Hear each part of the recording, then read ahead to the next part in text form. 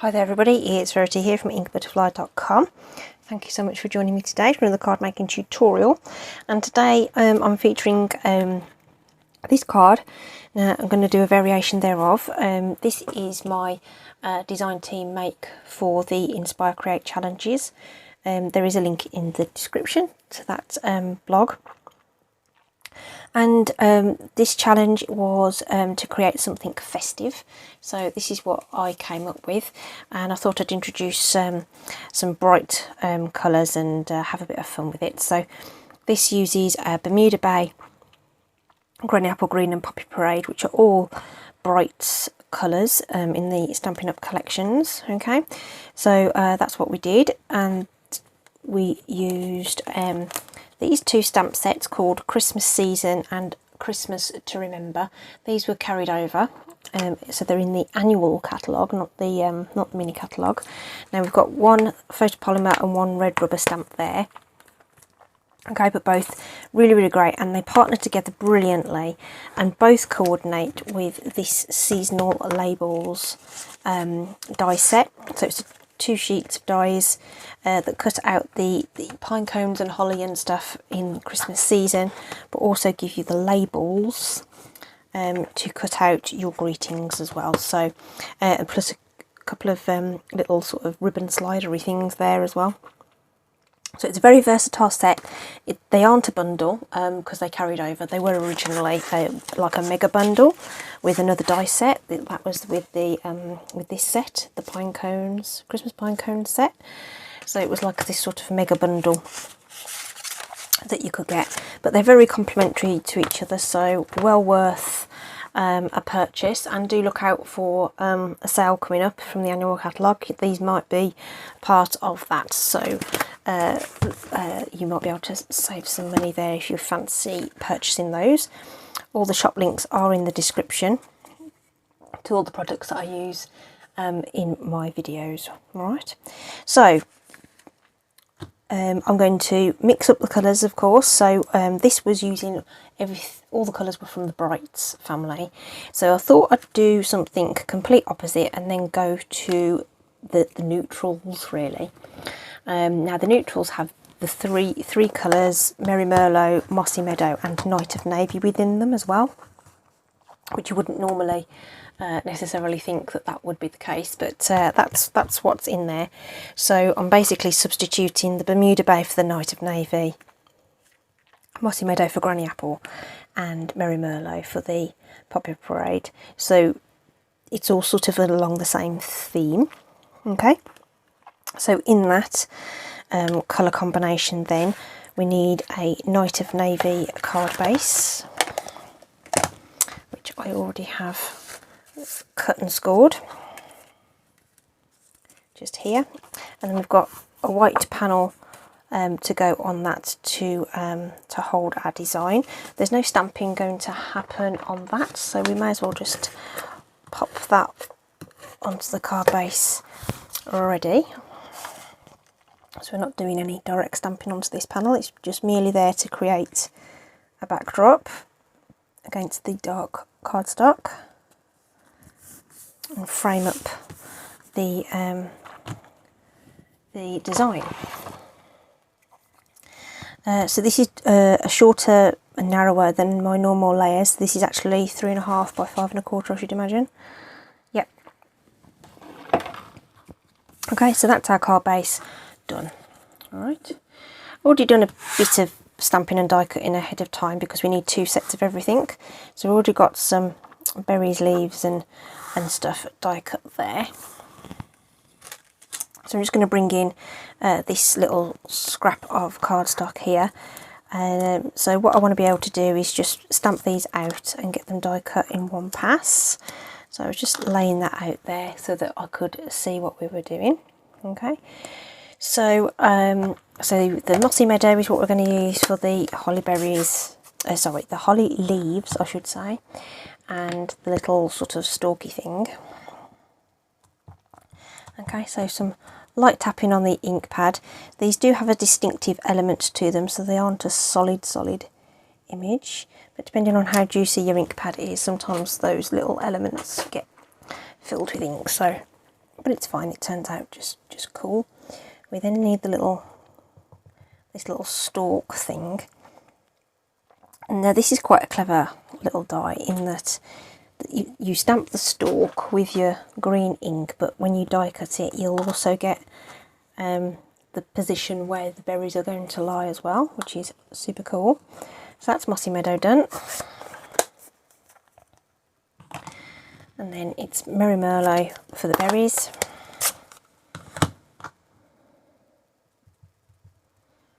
Which you can just pop in just there. Get that red ink off as quickly as possible so it doesn't stain so much. And again, in keeping with the pattern that we had on the original, we'll use Night of Navy for the sentiment. So that's the one from the other stamp set, the Christmas to Remember stamp set. So this is a red rubber stamp. Okay. And because we're die cutting it, it won't be that critical if it's straight or not. So we'll just position it so it's got plenty of space around it, so we can position the die over the top. Easy peasy. Okay, so just some simple stamping there, and then we can just lay the coordinating dies, just go over the top. Okay, I'm just holding them in place with this washi tape that I've had for a million years. You can reuse the little bits over and over again until they sort of either stop being sticky or get a bit kind of gunky. Sometimes they will tear under the pressure of the die cutting as well. So, but you can keep using it and using it until you can't use it anymore, basically. So it's quite an efficient. I've still got quite a bit on this roll, which I've had for ages and ages. Okay, so just looking, the have a is straight text, so I'm just making sure that that's lined up at the top there with the straight edge of the die. All the rest of it is in a sort of higgledy-piggledy font, so it's not as obvious if it's going to be straight or not. So we're all set on this strip of cardstock, which means we can run this through the mini cut and emboss, this little cutesy thing, and it also gives me the opportunity to actually die cut on screen rather than take it off to one side. So we'll just get the mini out, and just like the larger machine, it does have the instructions on the plate there for how you would die cut. So it's number 1, and then we sandwich between 2 number 2s. So it's a very well used number 2 there, and we'll pop that through there. So we'll put this one down, lay our dies on. Oh, not going to be able to do it in one pass because it's too long, but that's fine. So we'll do one end and then the other. Lay that over the top and run that through. So if we do it that way, I always roll it back. I don't know, well, it's just a habit, I think, from years of crafting, I think. So that will come away from there. The sheer pressure sometimes makes that stick. So we'll just pop those to one side while we do the other bits.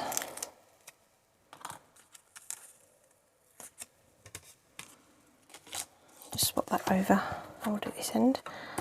Didn't think about the length of it. I thought, oh yeah, that's fine, that'll just go through in one pass. I didn't think about that it might be too long. So there we go. This isn't the best surface to die cut on, it's a bit too slippy really, but you get the idea. So that all just comes away from the plate like that. So it's just the pressure of that just makes them sink into the plate a little bit, but you want the pressure to cut those beautifully. Alright, so it works just as effectively as the larger machine. Just going to pop those plates up there out the way.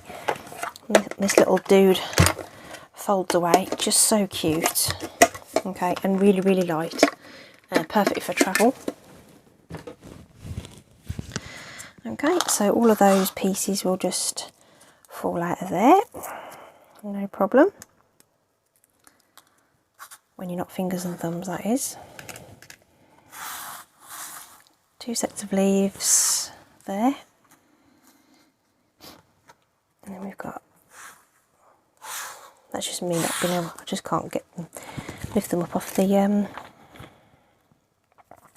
counter.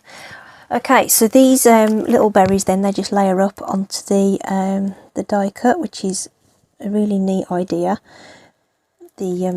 Sometimes there are stamps that look like they should be stamped in different colours, but because they're on the same, you know, they're part of the same stamp, you can use your markers and colour bits individually, or daubers or something, but it's so much easier if the composite parts are different, and I quite like the way they've designed that die so that you can just layer those together.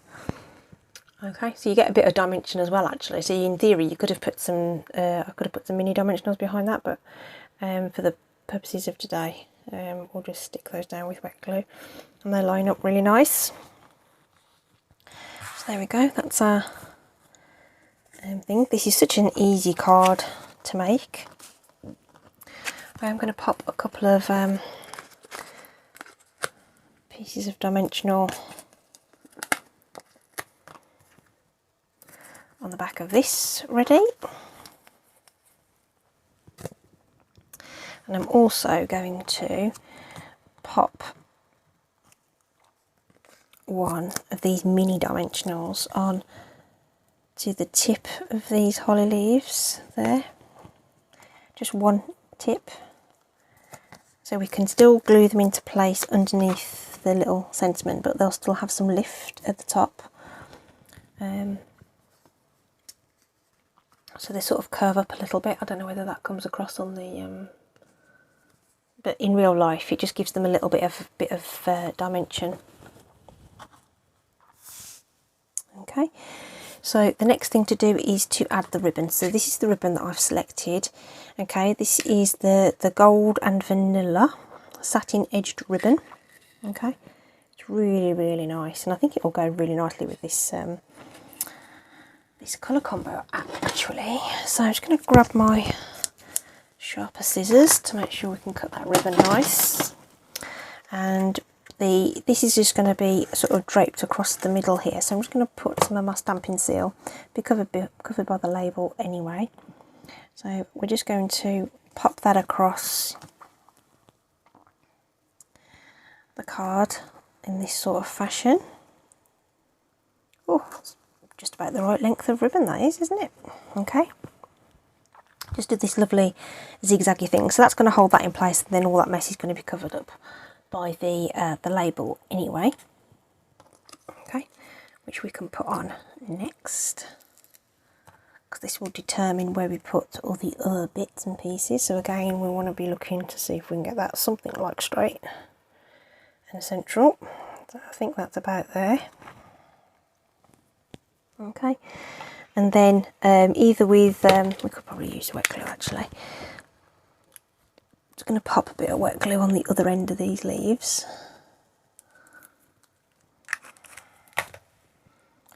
And take off those dimensional backs. Oh, we need dimensionals on the back of me, other ones as well. That's fine, we can do that in a sec. So again, so the flat part is going under the sentiment, and then the raised part is going to stick up. So we'll just position those. So we've got a large leaf and a small leaf as like a pair, so we'll just pop those into place. Something like this. You know, this is your card, and you decide how you want to position. Oh, I've put that in the wrong way around, haven't I? I have. It's alright, until it's stuck, until that glue sets, it's you can lift it up. So that's going to secure, the wet glue will secure it under there, but give you the lift up here. Okay, and then this one over here somewhere. Okay, and yeah, I just want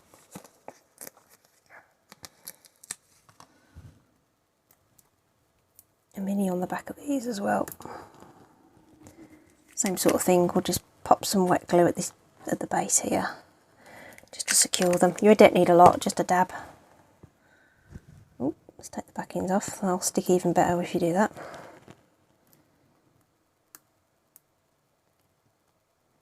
Ooh, that one's being rebellious.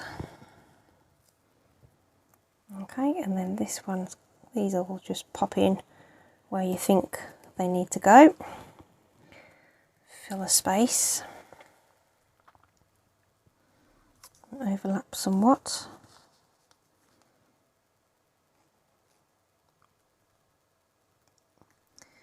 There we are. Okay, so that feels very different in terms of the colour combo using the neutrals. That's Nice Navy, Merry Merlot and Mossy Meadow. Okay, not going to add any other embellishments. This was the original using brights, and then this one uses the subtles. This is Balmy Blue, Pear Pizzazz and Calypso Coral. Okay, so same design, using the same sort of theory, using colours in the coordinated families there to create the same card with all the same products. Okay, so I hope that's given you some ideas of some other things to do. And of course, you don't have to stick to colour families, you can do whatever you like. I just thought it was a fun idea. If that's how you've decided to collect your stamp sets, stamping pads I should say, if you don't have that many colours. So yeah, there you go ladies and gents. Do pop along to the blog for our festive theme. You've got a couple more days to enter a design. You just upload a picture of what you've created onto that blog. Link will be in the description, and would love to see what you make. Hope you've enjoyed that. Take care, stay safe, and I'll see you again soon. Ta-ta.